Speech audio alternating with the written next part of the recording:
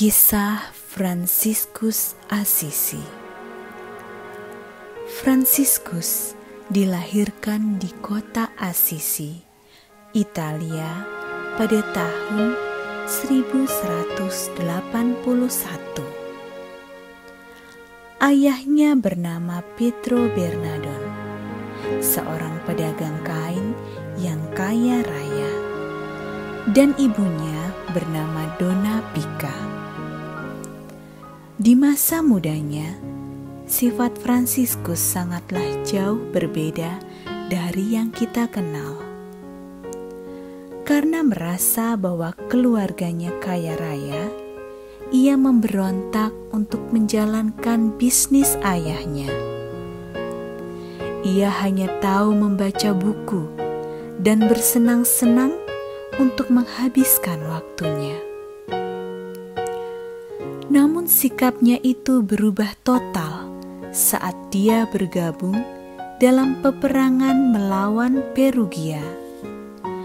Ia ditawan dan menghabiskan setahun dalam penjara. Sikapnya tidak seperti dulu lagi. Kemungkinan besar karena pengalamannya di penjara. Dia menghabiskan banyak waktunya menyendiri, meminta penerangan kepada Tuhan. Pada suatu saat, dia mengambil sikap untuk merawat korban paling menjijikan di rumah sakit kusta dekat Assisi. Setelah itu, Fransiskus memutuskan untuk menyerahkan dirinya seluruhnya ke kehidupan kemiskinan kerasulan. Ia pergi ke Roma dan menukarkan bajunya yang mahal dengan seorang pengemis. Setelah itu, ia seharian mengemis. Semua hasilnya dimasukkan Fransiskus ke dalam kotak persembahan untuk orang-orang miskin di kubur para rasul. Ia pulang tanpa uang sama sekali di sakunya.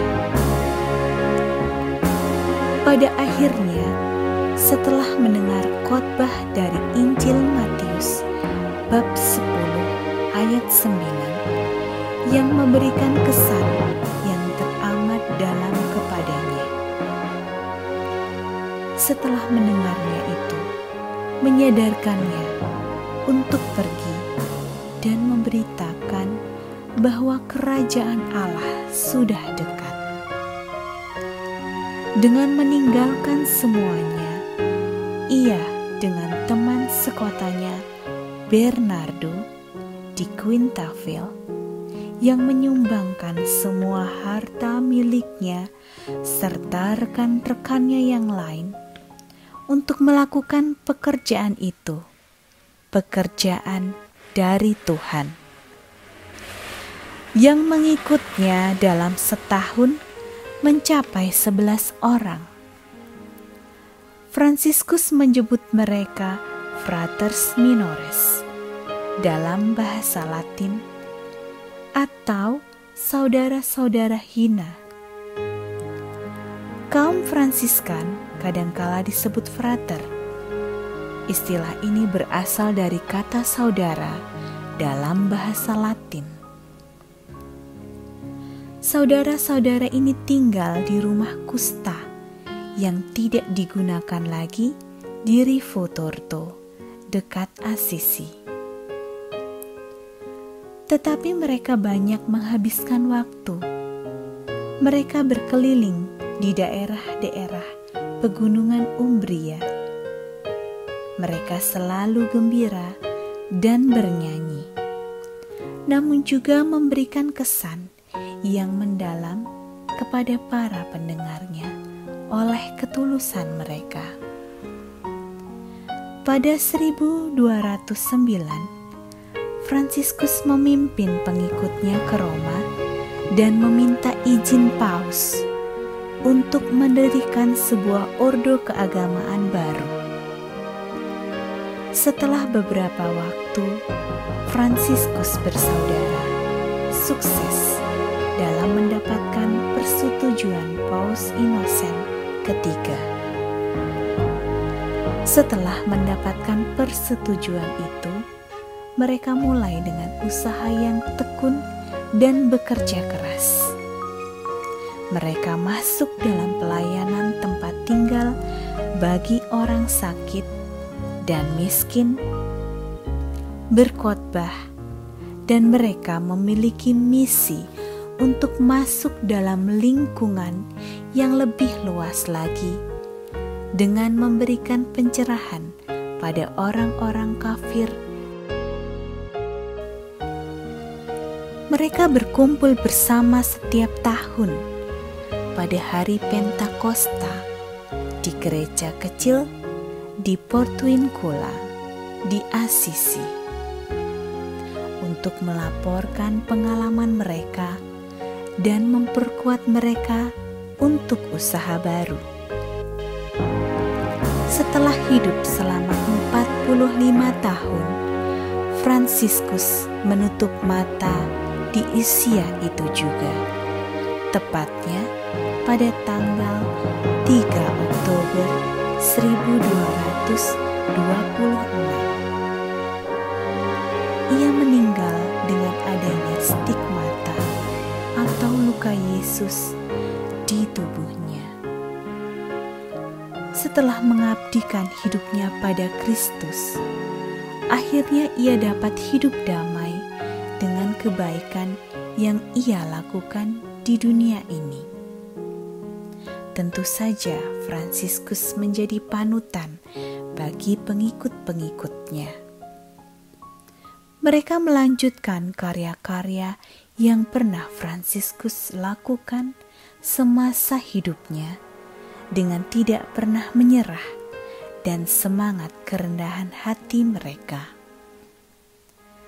Mereka ingin memanggil semua orang untuk menjadi pengikut Kristus dan menyelamatkan semua orang yang miskin, tertindas, sakit, dan orang-orang yang tidak diinginkan.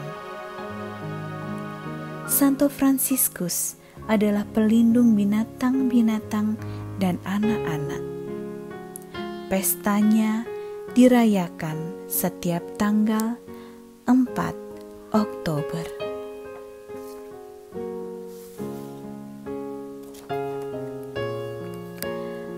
Tuhan, jadikanlah aku pembawa damai.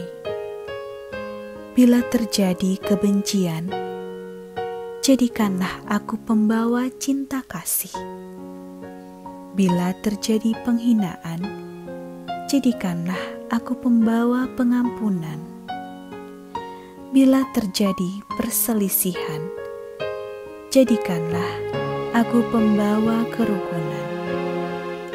Bila terjadi kesesatan, jadikanlah aku pembawa kebenaran.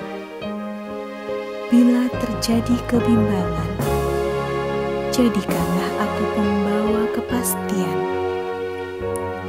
Bila terjadi keputusasaan, jadikanlah aku pembawa harapan. Bila terjadi kegelapan, jadikanlah aku pembawa terang.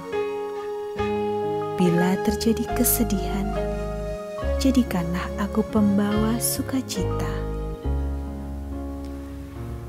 Ya Tuhan Allah, ajarlah aku untuk lebih suka menghibur daripada dihibur, mengerti daripada dimengerti, mengasihi daripada dikasihi.